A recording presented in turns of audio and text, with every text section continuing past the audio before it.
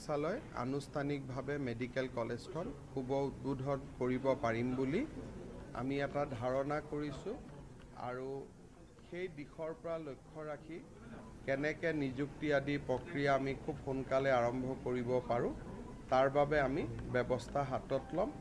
আমাৰ লক্ষ্য হ'ব যাতে 2025 চনৰ ভিতৰত আমি বঙাইগাঁও মেডিকেলখন ৰাইজৰ বাবে মুকলি কৰি দিব পাৰোঁ। যোৱাবাৰ মই বঙাইগাঁৱত আহোঁতে ইকো পাৰ্কত এখন ধুনীয়া অভাৰব্ৰিজ আৰু এটা আকৰ্ষণীয় গেট এখন নিৰ্মাণৰ কথা কৈছিলোঁ। আজি সেই দুটা কামো মই চালোঁ, দুইটা কাম চৰকাৰে অনুমোদন কৰিছে। এতিয়া কামখিনি সুন্দৰকৈ আৰম্ভ হ'ব। বঙাইগাঁৱত উপনিৰ্বাচন অনুষ্ঠিত হ'ব। উপনিৰ্বাচন উপলক্ষে আজি বঙাইগাঁৱৰ ভাৰতীয় জনতা পাৰ্টি, অসম গণ পৰিষদ আৰু UPPLৰ কাৰ্যকৰ্তাসকলৰ লগতো মই এখন বৈঠকত মিলিত হওঁ আৰু লোকসভা নিৰ্বাচনৰ দৰে বিধানসভা নিৰ্বাচনতো আমি যাতে সুন্দৰভাৱে বঙাইগাঁও বিধানসভা সমষ্টিত জিকিব পাৰোঁ তাৰ বাবে আমাৰ কাৰ্যকৰ্তাসকলৰ লগত আলাপ আলোচনাত মিলিত হওঁ। আৰু বাকী চব ঠিকে আছে। বঙাইগাঁৱত মই অভয়পুৰীলৈ অহা কিছুদিনৰ ভিতৰত আকৌ এবাৰ মই আহিম।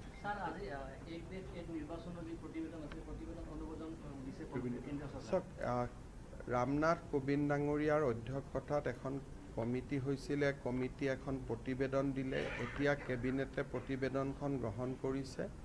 পৰৱৰ্তী পৰ্যায়ত সংবিধান সংশোধনৰ বাবে কেন্দ্ৰীয় চৰকাৰে কাম হাতত ল'ব।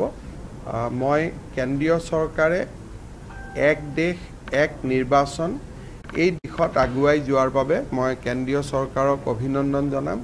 বিশেষকৈ বাৰে বাৰে ইলেকশ্যন পাতি থাকিলে ৰাইজৰ বহুত ধন টকা পইচা সময় খৰচ হয়। এই কামটো যদি সংবিধান সংশোধনীৰ জৰিয়তে কৰিব পৰা যায় মই ভাবোঁ যে ৰাইজ বহুখিনি উপকৃত হ'ব।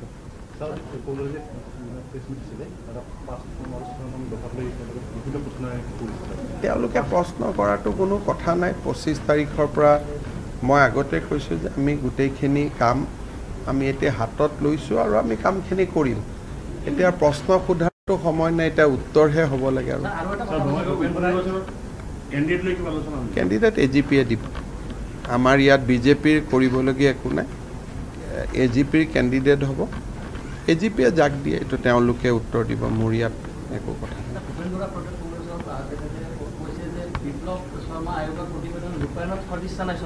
এতিয়া সদিচ্ছা আছেনে নাই সেইটো অসমৰ মানুহে ক'ব। তেওঁনো মই ভাল কৰিলে কোনটো কাম ভাল বুলি কয়? এইটোতো কংগ্ৰেছৰহে বক্তব্য, হয় নহয়? আজি অসম চুক্তি 85 চনত হৈ গ'ল। কিমানখন কংগ্ৰেছৰ চৰকাৰ পাৰ হৈ গ'ল?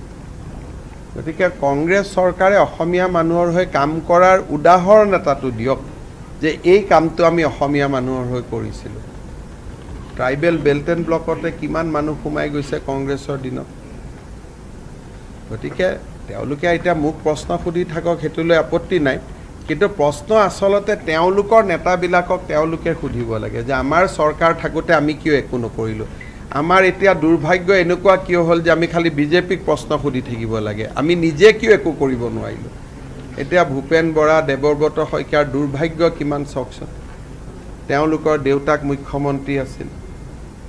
এতিয়া দেউতাকৰ দিনত নোহোৱা কামবিলাক হিমন্ত বিশ্ব শৰ্মাক সুধি থাকে, হয় নহয়? গোটেই তেওঁলোকৰ দেউতাক, তেওঁলোকৰ খুৰাক, তেওঁলোকৰ মামাক চবেই মন্ত্ৰী হৈ আছিল। এতিয়া তেওঁলোকে নোহোৱা কামবিলাক ভাবে যে চব হিমন্ত বিশ্ব শৰ্মাই কৰি দিব লাগে। গতিকে তেওঁলোকে নিজক সুধি নিজক প্ৰশ্ন কৰিব লাগে যে আমি কি কৰিলোঁ। আৰু মোকতো প্ৰশ্ন অসমৰ মানুহে কৰিব। 26ত মই উত্তৰো দিম।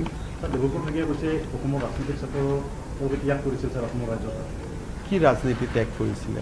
গোটেই কংগ্ৰেছে দেখোন ৰাজনীতিয়ে কৰি আছে। দেউতাক, ল'ৰা, নাতিনীয়েক চব দেখোন ৰাজনীতিয়ে কৰি আছে। কেতিয়া ৰাজনীতি বাদ দিলে কংগ্ৰেছে? কংগ্ৰেছৰতো ৰাজনীতি বাদ দিয়াৰ কোনোতো ৰেকৰ্ড নাই।